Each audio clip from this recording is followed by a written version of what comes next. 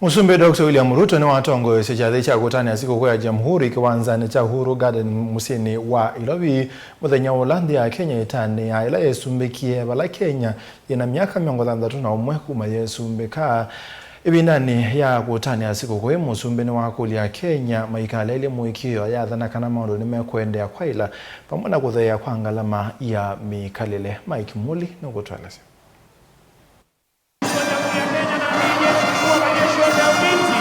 President William Ruto kwi umunthi niwatongoesya kyathi kya kutania muthenya wa nthi ya Kenya yeesumbikie itaniaa kwikwatia wiyathi wendewa Jamhuri Day. Our essential collective character, defined by the values and principles that inspired our forefathers to struggle and sacrifice, persist and persevere, endeavor and endure until oppression gave way to freedom, exclusion gave way to unity, and marginalization gave way to equality.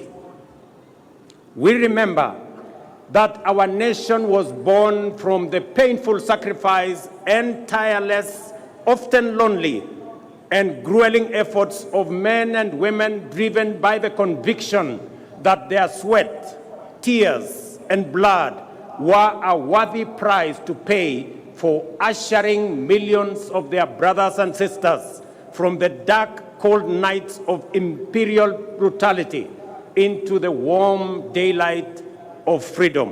Kyathi kyatwaiwa kiwanzani cha Uhuru Gardens musyini wa Ilovi vala atongoi kivathukanio na makilima ene nthi maivikite kutania myaka 61 kuma nthi ya Kenya yekwatia wiyathi na kwisumbika kwi mwini wa 12 mwakani wa 1964. Before 1963, our people were compelled to work hard to enrich colonial settlers.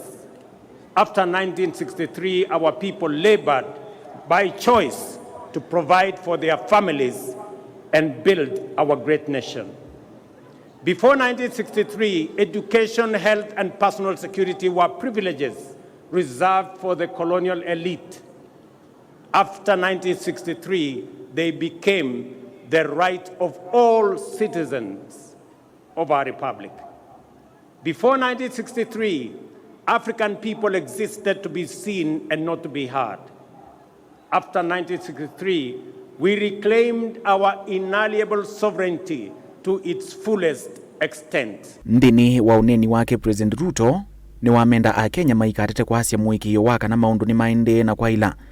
Kwivo kuthea kwa ngalama ya kimikalile kukwatikana kwa mawia kati wa maundu angi. What I wish to emphasize on this Jamhuri Day is that regardless of our difficult circumstances and despite obstacles, resistance, and anxiety, it remains the mandate of leadership to keep true to their word and the duty of government to deliver.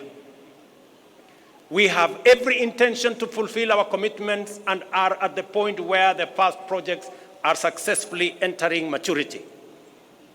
The deliberate, unintentional effort to develop effective strategies for creating employment opportunities within our broader economic transformation agenda is bearing fruit.